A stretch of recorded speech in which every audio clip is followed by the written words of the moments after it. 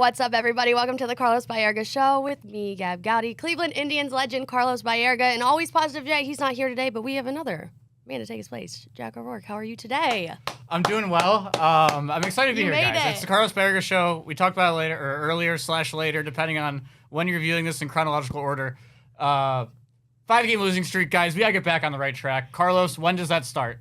I know. We need right to now. Start right now is when it starts. We need to start today because I don't like the way we're playing right now. I'm not having fun. We need to come back from this road trip 2-1, and come back and win 3 at home. I know it's going to be hard. We're facing one of the best teams there first in the National League Central Division, but I think we can do it. We have the pitching staff, to do it. We got Bivey tonight against Imanaga. I know that Imanaga is a great pitcher, but Bivey's a man. He keeps us in the game. I have to say, it's not the pitching staff. Our starters are the ERA is 350 something in June. No, 361. 361. We finished 5th in Major League Baseball, and yesterday they keep us in the game. We wasn't out. I think my man Williams did a great job, keep us in the game, but our hitting is not producing right now. We are 16. 3 out of 16, we made on base in the last 4 games. We need to be better. We need to score a run. We need to cut. Another thing that we need to cut, it's the errors. We are making too many errors. 11 games in a row with error is costing the game for us. Something happened. Every time we make an error, they score. I don't know if you see it, Jack or Gabby. Oh, I see it. And it's not a pretty sight to watch. It hasn't been very fun. It has not been very fun at all. Yeah, I don't know. It's tough. Carlos, I kind of think we're getting to the point where changes almost have to be coming certainly soon. Stephen Vogt had a quote last week where he said that he thinks that a lot of the right guys are in the room. Like, we have the guys in the room. Like, that's not the issue. It's like whatever else we got to work through. I'm a little bit worried now, 3 months into the year. Like we talk about all the time on our show, the big factor, Ryan. If it looks like a duck and quacks like a duck, it's probably going to be a duck. Through 3 months of baseball, it's looking like we're a duck, right? We're right around 500, so you got to make a change somewhere. And that's probably going to start with Chase DeLauter, hopefully by the time you watch this. What is going to be, maybe a guy that we're going to talk about that, but there's 2 guys that are going to make the future game that we're going to talk later on about it. Maybe one of those 2 guys can be coming up later on, but we got the players. They have to show up. We played better before. We went through this last year a little bit, maybe that was in July when that happened. So we need to, the player there we have right now, they have to step it up. It cannot be just Jose Ramirez. Jose Ramirez trying to do everything he can. Right now he's kind of struggling a little bit, but it happens. Even Steven Quad, they're going through, through a tough time. But I think that the biggest thing is we got the guys on base, but we never bring it in. So we need to get better on that. But you know what? I had the opportunity to, to have, and I give thanks to the Guardians. They always give it the permission to use the press conference from Stephen Buck. Let's listen to this, please. Other than that, I thought he was really good. Gave up the solo homer, a couple of extra walks, but all in all, I thought Gavin did a nice job. What do you think about him when he's able to get past that second inning and kind of get back in? He's developing really well. He's been solid for us. Just continue to learn, continue to get better each time out. What did you think of Boyd? Vintage Boyd, really good. We had the 1 inning where we got something going. Outside of that, it was hard to get stuff going. He does such a great job of reading swings, sequencing, tunneling, and hitting his spots. That inning where you had all the guys picked off, and just we don't see anything like that very often. Just your thoughts on that? It's prep. It's prep. Albie's really good, and Gavin had a good move and good tags from Santana. Do you pinpoint anything offensively with you can get a sustained rally in 1 inning, but maybe besides that, it's recently not coming beyond that? Again, it's hard to pinpoint right now. I feel like we've had the same conversation for a few weeks. We're working. Our guys, I thought, had better swings tonight. We hit some balls hard up the middle that got caught. Some good defensive plays by them. I thought we had pretty good at-bats off Matt Boyd tonight. Just weren't able to string things together. And we just got to continue to work. We're going to continue to work and fight and believe. We're in it right now. We've got ground balls hitting our pitcher in the heel on tailor-made double plays. So this is when you have to get tough. This is when you have to get, let go, relax, and go play. And we're in it. Thank you. Coming off of 5 straight losses, I feel like it's not the most fun to keep talking to the media, but I feel like it's pretty repetitive to this point. Like Jack, you just said, it's the same thing every time. I think changes do need to be made soon. But Carlos, do you think we're going to see something like that?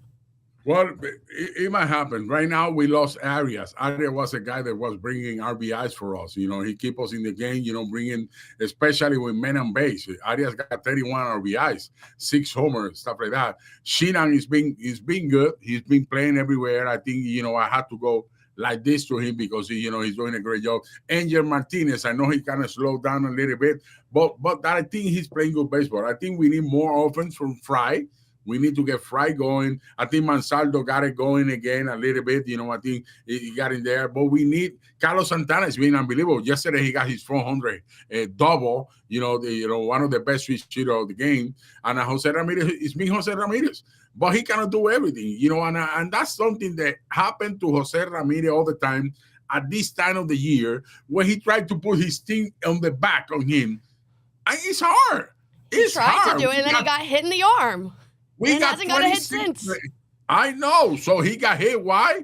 Because somebody got hit before, and they're going to hit the best player. If you hit the best player for our team, that's going to happen. So you know what?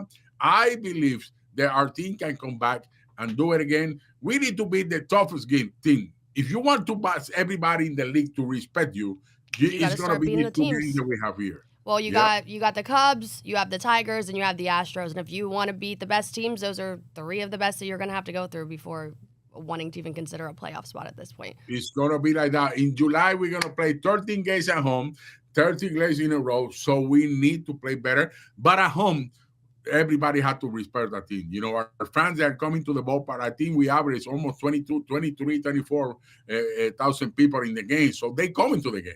They're coming to the game. I see you there, Gab. I see you there from left field.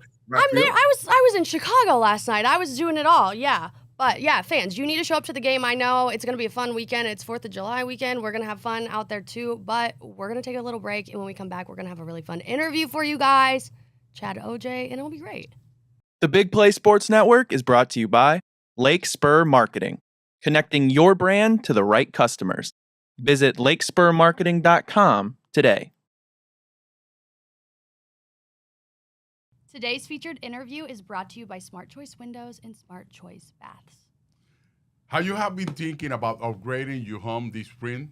Then look no farther than Smart Choice Window and Smart Choice Bath. Smart Choice Window is running a great deal right now. Buy 2 windows, you get 2 free, and get even better. They are offering 0 financing for 24 months. If you prefer, they also have no down payment option, with monthly payments as low as $199. Some restriction applies. If your bathroom need an update, the same great team at the Smart Shop Bath has you covered.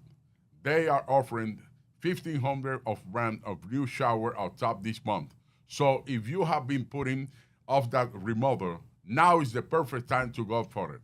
So if you are ready for a quitter, more energy efficient window or bathroom that finally works for your life, make the call right now, 440 Windows, or head over to smartshopwindow.com or smartshopbath.com to schedule a free, no pressure estimate today. Let's go. Let's get it. Welcome back to the Carlos Baerga Show with me, Gab Gowdy, Cleveland Indians legend Carlos Baerga, and always positive Jay. He's not here today. We had a call from the bullpen. Jack O'Rourke, what's up? How are you? Yeah, guys, so excited to be here. Time to break a losing streak, right? I mean, 5 in a row at the time of recording. APJ's bad luck. We all know it. We've been talking about it all year long. We've all been calling. Gab. We've all been saying, hey, it's time to go younger. We got to go younger, get DeLauter up here, get O'Rourke up here, whatever we got to. Hey, big 7 days ahead, guys. Don't get excited. Don't get excited. I'm bringing somebody that every time he step in the field, he throw the first pitch. He signed for the fans. He did it for us in 1995. He did it for us in 1997. So he's here with me, my buddy, my friend, Chad Ogea in the house. And another thing, he born in November. So the guys that born in November, we are legit. Too legit, too good. Yeah. How you doing, Chad? I'm doing good. Always a pleasure to see you. Wow. We were just talking off the air that every time I go to Cleveland, they start a winning streak. So I need to get up there. So yeah, we need you here now. I'm coming in August, so don't lose that many before I get there. As for the anniversary, we're gonna be talking later on about that. Yes. You were drafted. I don't know that you were drafted by the New York Yankees on the 41 rounds in 1998, and then You signed with the Cleveland Guardians on the third round in 1991. You played with Louisiana State. Yes. Tell me about that moment when that happened. Well, you just saw that they won, their 8th championship in 20 times going. Wow. It's a great atmosphere. You go to ballparks all over the place, but their fans are true fans. They know the game. You're going to get booed. But they're going to love you. They know the game really, really well here, and it's just a tradition that they've kept on. It's almost like a magic. So playing there, I was really ahead of a lot of guys coming out of college. I got to the minor leagues, and I was like, whoa, I already know those things because I'd played under a guy, Skip Burtman, who, the guy's a legend in the game of college baseball. And it was outstanding. I couldn't have had a better time. Continuing with some LSU talk, though, are you close with Paul Skeens? Do you know Paul Skeens? Have you met him? What are your thoughts on him? I've met him. Everybody kind of knows everybody because we still do a lot of alumni stuff. Okay. We were the first guys to win a championship in '91, but since then I've known all the guys throughout the years because we stayed close. There's probably 40, 50 guys in Baton Rouge that still live here that played. So we see each other. I see the coach that I played under, and so you still live in Louisiana? Yes. Wow. I'm in Baton Rouge, and I live 5 minutes from the stadium, so we see him all the time. Awesome. Go ahead, Jack. Oh, am I up? Yeah, you're Let's up. do it. Wow. Okay.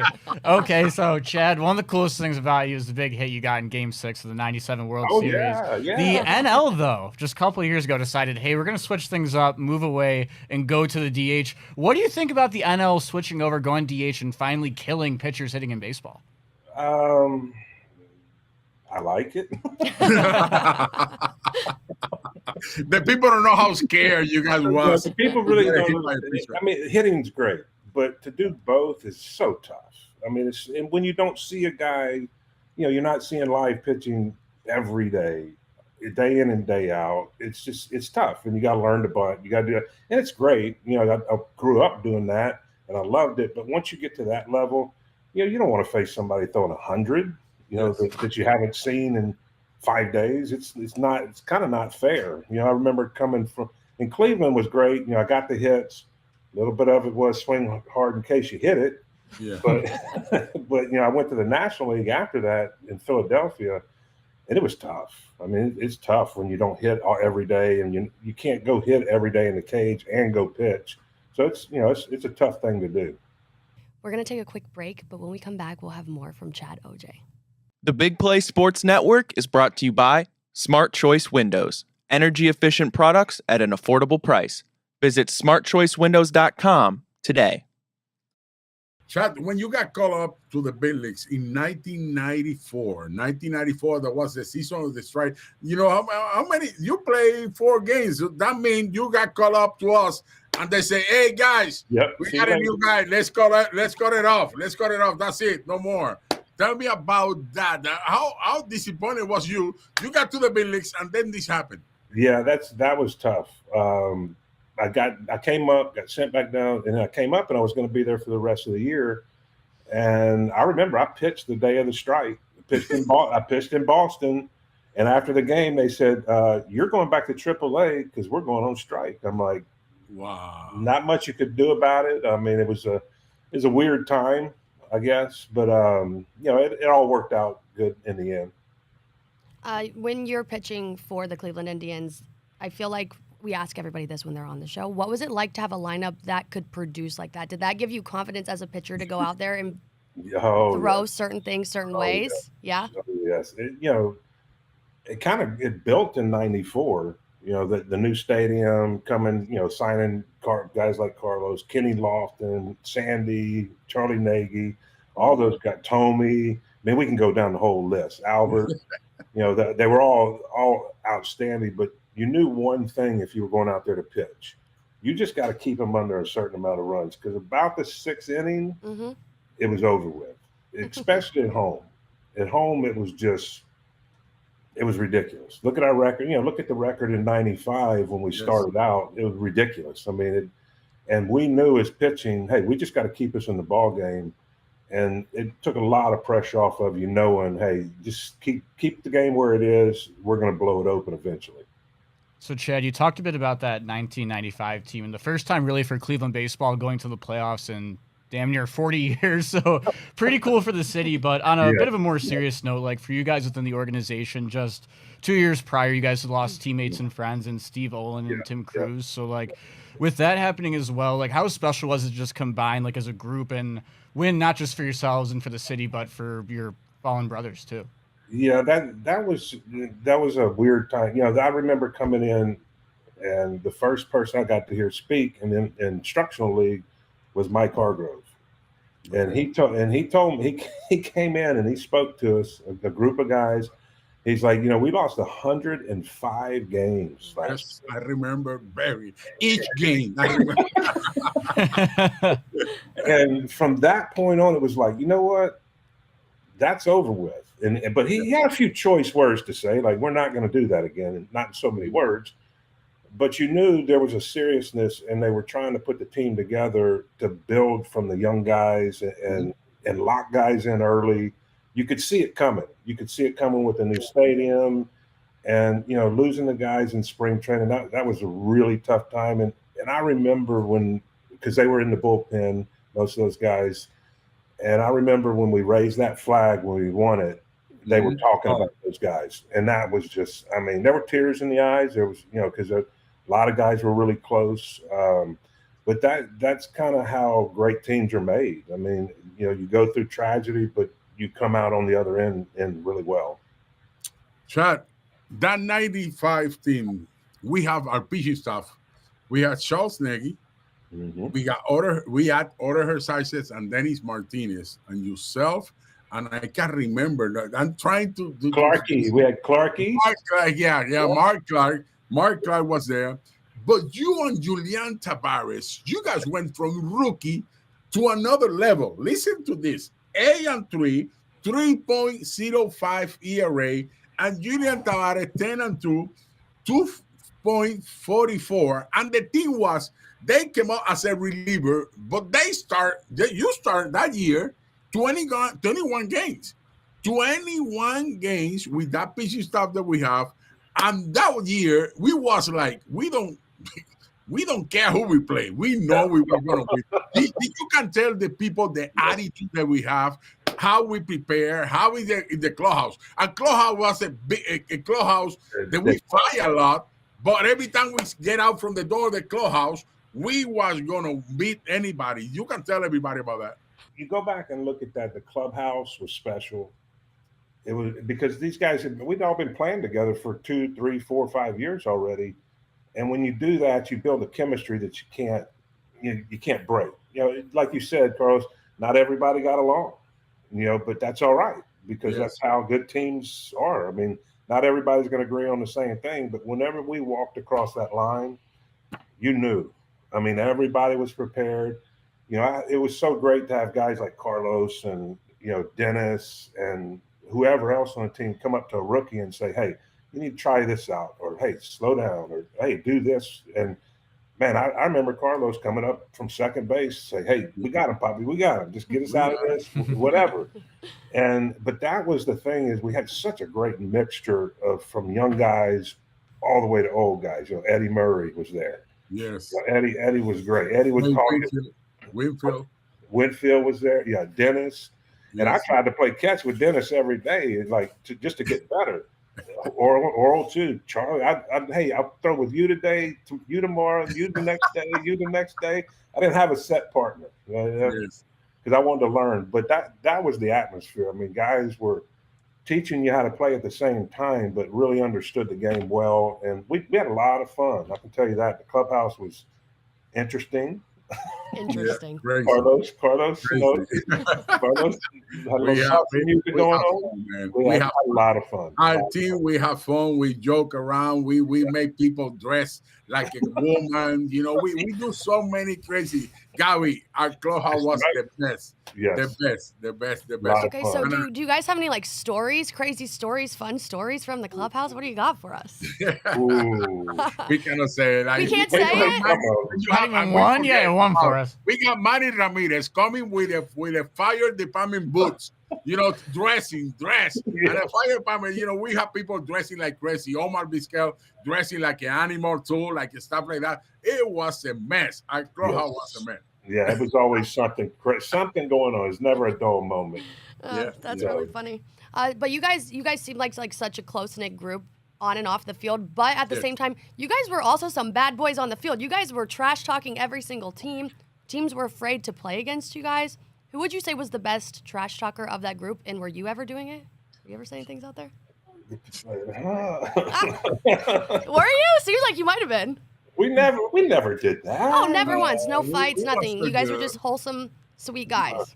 Yeah, we never did that. Well, no, Albert ran over. Who did he run over in Milwaukee? Fernando Pina, and then he did this to Roger Clemens. We all was kind of crazy. We came up with so many stuff like that, so it was unbelievable. Jack, you want to say something, or I keep going? Well, if you got one, go for it, Carlos. Okay, I want to say something about 1995, playing that Game 7 against Seattle, against Randy Johnson. Tell us about that. Hey, how nervous you was, how, we was in the clubhouse, and we was like, so we expecting something big in there. That ballpark was packed. How big it was that game? I remember you couldn't even hear in that place. Yeah. That was playing. You remember that place. That place was crazy. It was loud, and you got Randy Johnson pitching against us. But I tell you what, man, it was to beat those guys and beat Randy Johnson, and it was, it was like being in the College World Series all over again, winning it. And it was like, but bigger, on a bigger stage, and knowing that at that point, like, we're going to the World Series after this. Let's go.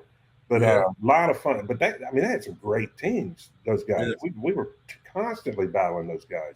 But I just remember it being so loud in that place. You would be standing next to somebody and couldn't hear them. But great time. And when Kenny came around and came all the way from home, all the way from second to home, it was like, that's what we got it right there. It was amazing. It was amazing. Chad, so going back to the 97 World Series and your hit off of Kevin Brown, can you just talk me through the moment a bit? Like how, just like, because you said like you got the classic trope of the swing hard in case you hit it, but like what does go through your head, if anything, in that moment? Biggest thing is, that moment is put the bat on the ball. I don't know if I've gone back and looked at the tapes. I must have fouled 3 or 4 balls off, and it was anything close I was swinging at, because I knew if he threw something away, I swing at it, I don't have a chance. So I was swinging first pitch now when I hit the double. So he throws me fastball. I was like, oh, I'm swinging. That's it. But at that point in time, I was so zoned in on the game, it didn't really matter who was pitching. And Carlos will tell you this, it almost looks like the ball is moving in slow motion. Yes. The ball looks big. And, and then I faced guys after that, and the ball looked like a peanut. But the ball looked big because you're so focused, you're so zoned in that you just see the ball really well. And my biggest thing was just put the bat on the ball. I didn't care where it went, put the bat on the ball, get the guy over. So, but anyway, a lot of fun. Go ahead, Gab.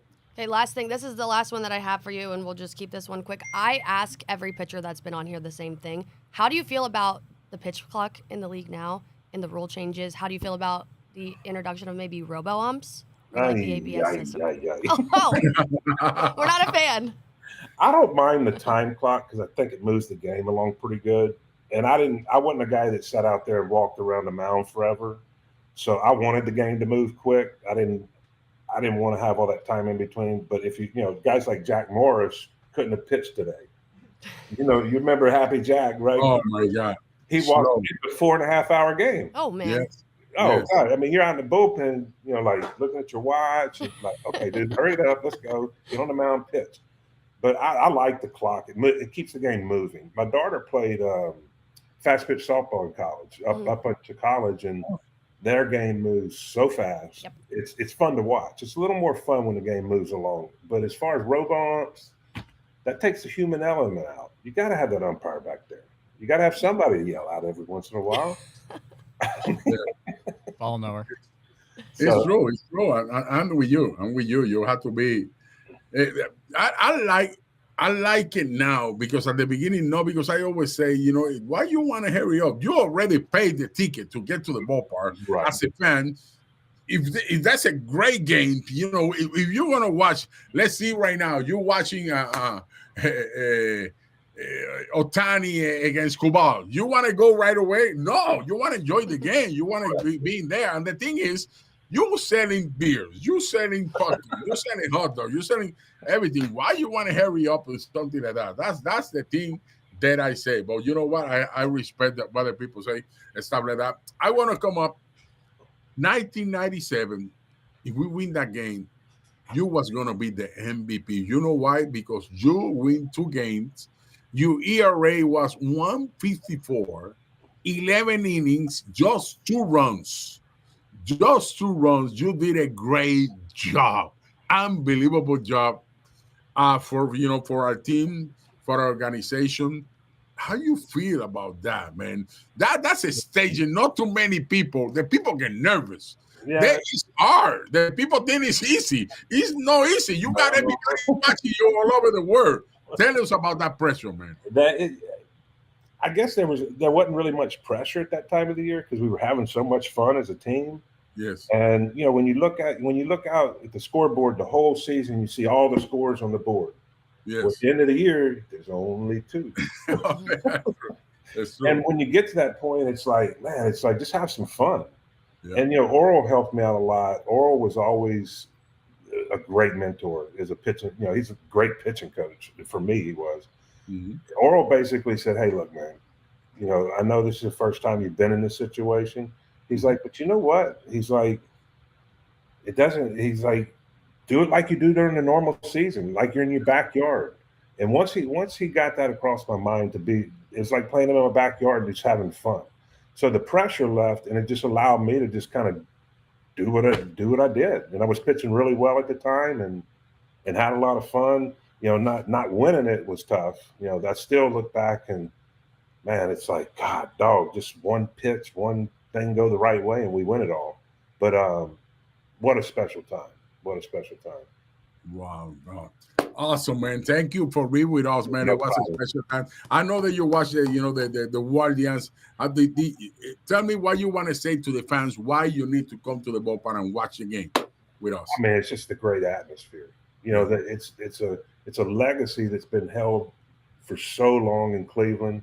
I know they hadn't won a bunch of championships, but for anybody to stay 40, 50 years watching the Indians, and there's a lot of people like that, and that's what it's about. It's about family. It's not just about the game of baseball. That brings everybody together. So, as the fans, I always love the fans. I mean, I always try to stay after, sign autographs. The kids are there. It's a great family atmosphere. So I think that's what people need to look at as. And in August 29 is going to be our 30th anniversary. You're going to be there. I'm going to be there. Trump is going to be there. A bunch of people. Yes. It's going to be fun. God bless you, man. Thank you for being with us, Gabby and Jack. Thank you, Gabby. Thank you, Jack. Yeah, thanks for hanging out with us. And we're going to take a quick break. And when we come back, we'll have more Cleveland Guardians headlines for you guys. The Big Play Sports Network is brought to you by Pure AV, luxury home automation. Experience your dream smart home by visiting pureavcorp.com. Welcome back to the Carlos Baerga Show with me, Gab Gowdy, Cleveland Indians legend Carlos Baerga, and our call from the bullpen, Jack O'Rourke. We are here to talk about some Cleveland Guardians headlines, and I know you guys, team, again, like we've said, it's looking a little rough, but before we get into that, the Carlos Baerga Show is proudly brought to you by your local Infinity dealers, Infinity of Beechwood and Infinity of Akron. From the moment you walk into these beautiful dealerships, you'll experience the luxury, care, and innovation that define the Infinity brand. The knowledgeable team at Infinity is here to make every step seamless, from your test drive to long after the sale. Infinity of Beechwood and Infinity of Akron can help you discover the perfect lifestyle for your new Infinity. So stop in at one of their locations to experience the Infinity difference, or visit them online at infinityofbeechwood.com and infinityofakron.com. I want to get into this might be a little drama. I just want to go right into it. They had a players-only meeting. What went down in there? Carlos, you've probably been in some players-only meetings. What are you saying to each other in there? How does that go? Well, the leader of the team always come up, and he's the one who starts the meeting. And then a couple of the other guys, they talk about, what this situation or this situation. We need to do this. We need to do that. And those meetings good because you get everything out. You need to let everybody know. We need to be in the same page. We need to be, like coming, early to practice, to get ready for the game and stuff like that. Those are the things that we talk about it. But the meeting don't gonna change anything. The Mets, they are 3-16 in the last 16 games, and their pitching staff is 6.40 something ERA, something like that. And the hitting is 192 with men on base. We are kind of like that a little bit right now, and that they talk about all those things, what we need to do to get better. That's the thing right there. But we are not pointing fingers. We are not pointing fingers. Maybe, I don't know if somebody is kind of crazy, but I don't see anybody crazy in our team. I think everybody going through that. But you know what? We need to cut the errors. That's the biggest thing. 11 errors in 5 games, that's too much. That's too much. We need to score some runs. But that team right there, when the game was close, and their starters, they're being unbelievable. It cost the game for Bobby. It cost the game for like the day before. I think was for Williams, even for Allen. Even for Allen, error caused that they scored 3 runs, and then something happened. So we need to, to come out and play the way we know how to play, the guard way. Doing the little things, bunting the ball, doing hit and run, stealing bases, catching the ball. That's the most important, catching the ball in there. I got to ask you guys, because it's tough. You don't want to look too deep into a little 3 or 4 game stretch at any point in an 162 game baseball season. You can't judge anything off that.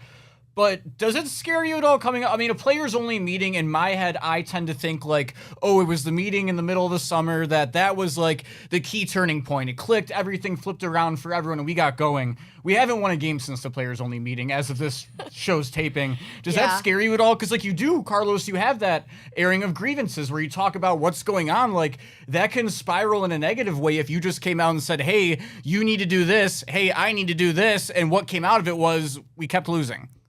Well, I'm going to say something to you guys so that people need to know. Do you see the teams that we are playing lately?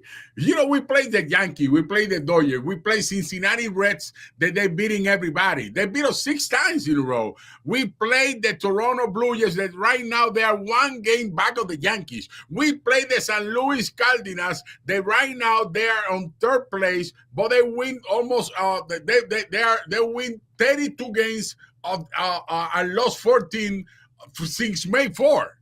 So you're winning 32 games and lost 14 on May 4. That's a lot of games. So we are playing the tough team, and right now we're playing the Chicago Cubs. They're in 4th place in the National League Central. So it's not that we just playing an easy team, and then we're gonna play Detroit Tigers, and then who's the other Astros. The Astros, they're in 4th place. So we are playing really good It's not teams. gonna stop. But that's no excuse. We did it last year. We beat the best team in the league. We have the talent. We have the team. We have to step up in the field and believe. We have to step up in the field with an attitude. I think that's the thing right there. We need to change. Walk into the field, oh, let's play. No. Let's show everybody who we are. Let's come with with a determination, with a passion, to say, we are going to do it. We're going to make things right. We don't have to wait for the money, as you say to me, to bunt the ball. We don't have to wait for the money to let me know, that I have to take an extra base hit, something like that. I'm watching the game from the bench. So we need to do that. We need to do that as a team. Do you guys feel like they are, I mean, we have a young group of guys. Do you feel like they feel a little pressure, or they're like pressing to try to get things to go back on track instead of just focusing on the smaller things? Or are they just like trying to do everything at once? I feel like I don't know. I'm not in a position where I would like to say any names out loud. I do think there's 1 or 2 guys for sure, definitely, who that's affecting. But as a team, I don't think so overall. Like, you have such a great group of veterans and a presence. Like when you go out and specifically choose Carlos Santana over some of the other first baseman free agent options, like obviously the defense is in play as well, but like when you go out and give him $12 million, you give Austin Hedges $4.5 million, that's kind of your way of giving a handshake of, hey, we're not going to have locker room issues. Like that is a $16 million insurance commitment, you know? Who you can sign? The only thing they can help with that if you don't trade away Naylor. Yeah. But Naylor, he want to go to the free agency. So you have to get somebody that play here, they know how to play the game, they play hard every day. Carlos got 9 homers, 37 RBIs. 37 RBIs. And he might win a Gold Glove too. Yeah. And he's playing a for base, and he's a leader in the clubhouse. He talked to the players. He's not a yell guy like rah, rah, rah, rah, rah. No. He do it quietly. He talk to everybody. He keep everybody in the game, stuff like that. I don't think that's an excuse. We need to play better. Let me mention the numbers here. We are 4.05 ERA, number 19 in Major League Baseball. We are number 29 in hitting. 29 out of 30 teams, 225. Not very fun. That ain't good. That's not very fun. And we are 27, 305 runs. 27. So we need to step up on those kind of numbers and get it up again. And let's, and play the little games. We need to play the little game. If we have to do it from the first inning, we don't have the power that the other things have. We need to play the small game, the guard ball. We need to play the guard ball again, and let's start winning some games. That's what I want to say. Well, we do have the Tigers coming up this weekend. If we want to talk about them a little bit, we will see Tarek Skubal here. I'm not gonna lie, I'm excited to watch it. Sorry, that might be a little entertaining for us to see finally. Yeah, I'm kind of curious to see how the lineup looks. I mean, not just them, but I mean, we have the game against Shota tonight. Like last night, Jonathan Rodriguez was notably out against left-handed pitching, which was kind of surprising to me because you'd think like if that guy is going to be up here, that's the exact reason he's here. So I wonder if something is coming, or I'm kind of excited to monitor the lineup, I should say, against left-handed pitching over the next couple of days to see if changes are coming. Well, I don't know. We kind of they're making the decision. The manager made the decision. They believe, and they're going to be the lineup. They're going to help us. On the day today we got another lefty.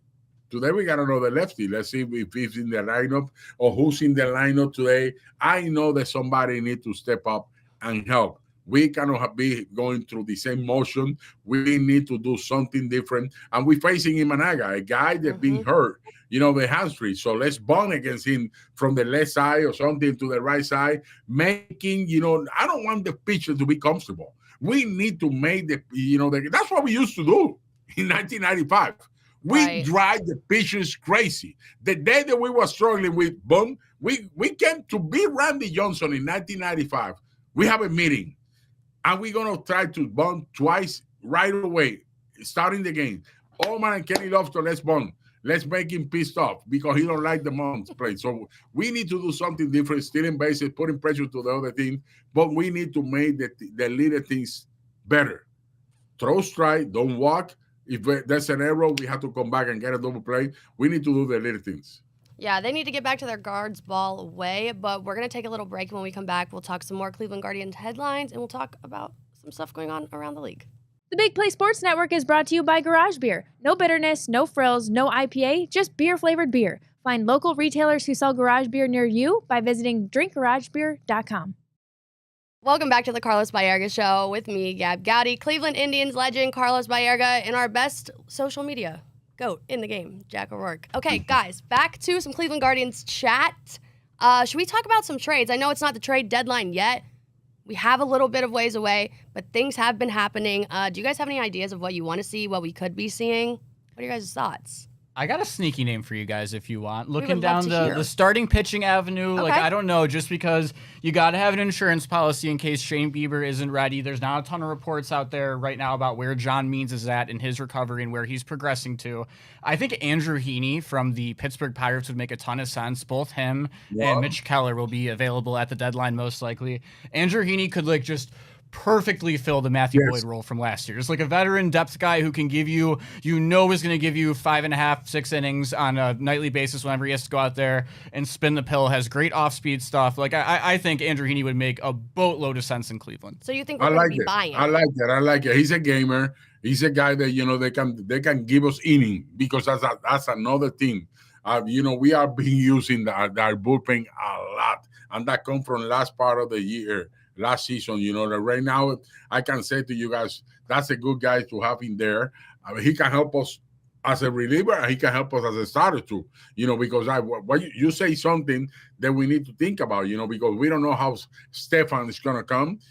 We don't know how Paul Sewell is supposed to become next in the next week. Is gonna come, and we don't know how Bieber. So I think those two guys, it will be good. Keller is a great pitcher.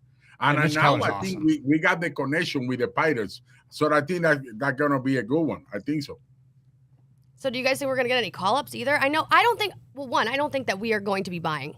I would love for the Guardians to be buying, but I don't think Andrew Heaney's a big enough name where it's like, you're a buyer because you got Andrew Heaney. Yeah, like I think that could be like almost like in 2023 when you go out and get Miles Straw at the deadline. You think this could help your ball club for a couple of years. We're just doing something eventually. Yeah. It's not a big move that's going to be that impactful at this moment. I don't see them like making any large trades or moves or anything crazy. Here's one I want to ask you guys about. Gab and Carlos, I need both of your thoughts on this, okay? Right.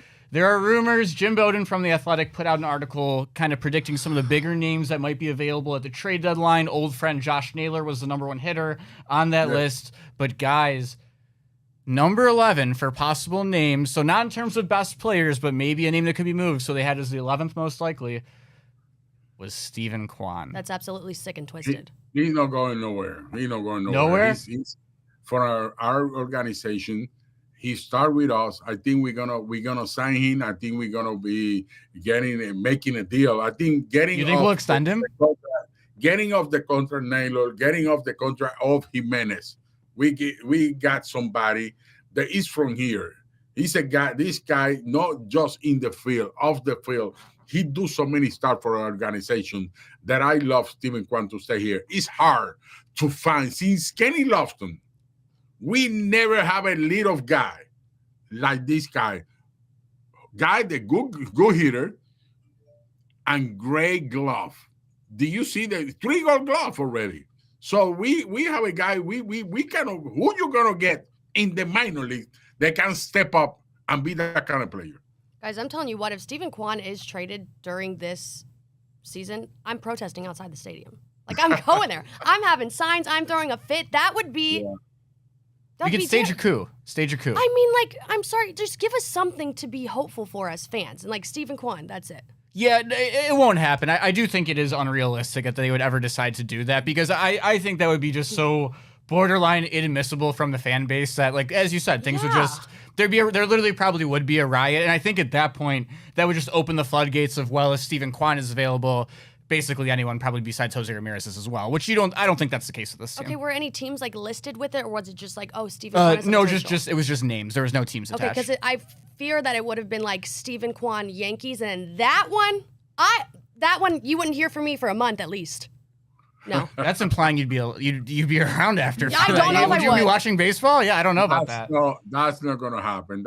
They have to give us a lot of players for Steven Kwan. He's a good player. That's why he's leading right now. He's in the first 4 and voting for the All-Star game. These guys always finish off strong. He's like Jose Ramirez. These two guys, you need to have guys like that in your lineup. We cannot be just going with young players, to the war, to fight the war without experience. And I think those two guys, they are unbelievable. Yeah, no, Steven Kwan traded would literally ruin my day in a way that I don't think could ever. Yeah, honestly, it would. But we're going to take a break, guys. When we come back, we're going to talk about some players that we have in the futures game coming up and some stuff around the league. The Big Play Sports Network is brought to you by Fairway Ford, the largest inventory of new Ford trucks, the lowest pricing, and same hometown level of service. Visit fairwayfordohio.com today. Welcome back to the Carlos Baerga Show with me, Gab Gowdy, Cleveland Indians legend Carlos Baerga, and Jack O'Rourke. Guys, we have a fun game coming up. Some young guys, some young players that I'm excited to be watching in Atlanta. Yes. Carlos, are you going to be there? I'm gonna be there. You're gonna be there. I live here in Atlanta. Yeah, so you're gonna be there. I'm gonna be here. Yes, I'm gonna be there with Major League doing some stuff for the future game, and and then I'm gonna be in the Fan Fest. So I'm gonna be doing a lot of stuff here since the July 11th. So it's gonna be exciting here. Yeah, we got 2 players there. We have CJ Kafis, and then we have Parker Messick. What do you guys like about them? CJ Kafis, number 5 prospect for the Cleveland Guardians. This guy hit 303. He's hitting 303, 11 doubles, 4 triples, 10 homers, 33 RBIs, 2 grand slam, back-to-back days. That's amazing. This guy got, I really like him. He had a great year last year, another great year now in AAA. So this guy is knocking the door. Yeah, and I know he's knocking the door. He might be, that's going to be a great showcase for him to step up. And you can imagine in the future game and doing something like that. And I know Jack had the second guy. Tell him, Jack, who you talking about? Parker Messick? Yes. Yeah, you got the lefty starter, Parker Messick. Has had a great year so far, coming off of a strong 2024 that he built. He was up there with Will Dion, Doug Nikhazy for the people that were likely to get the first look for starting pitchers this year. Obviously, he'll probably be the one the first to get an extended look for the first out of that group. He has an awesome changeup. So I'm excited to see Parker Messick in Cleveland. But I want to talk to you guys, too, about CJ Kafis. The thing with CJ Kafis that's so intriguing to me as we enter this deadline is the fact that CJ Kafis, Gab, what's his position? Anywhere he wants to be. First base. First base. Thank you, He's Carlos. outfield. Carlos has me. First base. He's an outfielder. He can play some corner outfield. He can play some corner outfield, but he's naturally a first outfielder. baseman. He's naturally a first baseman. Kyle Manzardo's a first baseman. Carlos Santana's a first baseman. If David Fry were to be in the field, theoretically, that's what I'm saying, he'd probably be a first baseman. Anywhere he wants to be right now. But I'm saying if we have 4 first basemen, one of those 4 guys has to go at the trade deadline, right? What? It can happen. I don't. Can't have 4 if you only got 13 hitters on the major league roster. They're gonna put him in the outfield before they try to put him at first base. And we got. They're gonna try him over there. That's why he's playing right now in AAA. Because they know he's a great first baseman, but they want to know. Now the players, especially the top prospect, they have to play. If they play shortstop, second base, third base, and maybe left field. So they need to learn every position, to bring it up, and just in case something happens, they can be ready for that. But I think he's a great first baseman. That's what I heard. He got everything. He got the talent, and he can hit for power too. So that's good. Well, I was going to ask you guys, do you think we're going to see him soon? But if you're playing in that game, they're probably going to hold him back from that. You're not going to see him before that. No, you could. I think guys have popped up and then can come back. But probably no. We're not going to do it. We're not. You're right. For our organization specifically, probably not going to go out and do that. I don't know. I mean, crazy take for you in terms of call-ups. I think Chase DeLauter might not be the first or the next hitter we see up. Then who are we going to see? I think we could see he's been playing good baseball for a couple of weeks now. I could see a way that Juan Brito works into the middle of the infield. He's another guy who has the ability to play corner outfield if need be. Just you can put that guy at a minimum 5 positions on the field outside of DH. He's a switch hitter, so that kind of knocks one thing out of the whole platoon. Daniel Schneemann, not saying he's not everything in the whole entire world, but he's starting to cool back off a little bit, so there might be some more ABs at second base open as well. We gonna be putting the finger in the button, in the panic button. We know that we are not playing that good right now. Even the Mets haven't lost. They lost again today. So this is the team, almost $300 million team in there, losing too. So everybody's going through this, people. Even the Yankees going through this right now. So we have to suave, and everything is going to be okay. I believe in our team. We are going to be okay. I think we need to, when Arias come back, if I'm the Cleveland Guardians, you know what I do? I put Rocky. If Rocky will step up his game and bring it up again, like last year, I think I'll put Arias, I keep him in shortstop, and I let Rocky play second base to finish the year off in there. And let's see that combination, because we cannot be putting one day this guy, one day another guy. And I think the middle of the field, or anything in baseball, they had to be together for a long time in there. So we need that. I know that we have a center fielder, we have a catcher, but we need the middle of the field. Yeah. Okay, last thing I have for you guys before we close this out. How many games are the Guardians taking from the Tigers this weekend? How many games? Yeah, how many games? Let's How look many at games? pitching matchups I got again two. here. 2 I games? got 2. Yes, I got 2. I got 2. All right, And we need to take 2 from the Chicago Cubs. If we need to let everybody know who we are, we need to finish strong this first half. Yes. You said from the Tigers? Yeah. Okay, law of averages. Casey Mize is due for a bad start. We won Friday Sure. night. Love it. Yes. Law of averages. Logan Allen Versus Turk Skubal. Logan Allen's due for something. He's 0-1 against Skubal this year. So law of Yeah. averages, he's due to come back and get the win. That's 2. Gavin Williams. I've never heard of this TBD guy going for the Tigers, so I here like we Gavin's go. odds as of right now too. That's why Give me a second. I think we can win 2 games. We got to pack the ballpark though, Carlos. That's the issue. I this is know gonna be we packed. need we need the people there. I know that the Friday is already kind of sold out a Fireworks. little bit. We need Friday and Saturday, but we need to do it. Anna, I have to say this. Escobar already threw the complete game, so I don't think it's going to happen in the second game. You know what happened in the playoff? In the first game, he beat us. The second game, boom! Hey, we Lane got it. Thomas So loves we swinging are at the gonna first do pitch, it. Carlos. So what Yes. you guys are telling me is that I will be putting money on Lane Thomas when he's swinging a bat against Yes. Skubal this week. Yes. Okay, How could you not? Perfect. You're That's just what a I'm little going to be doing. father-son bonding. That's what I'll be Yes. doing. Okay, guys. That's all. That's all I got. That's all the Cleveland Guardians talk I have for you guys today. Fans, you guys better be at the ballpark. It's going to be a fun weekend. Tigers coming up. Astros coming next. Couple games against the Cubs left. Hopefully we get some wins. But until then, we'll see you guys next week. Yes. God bless you. Take care.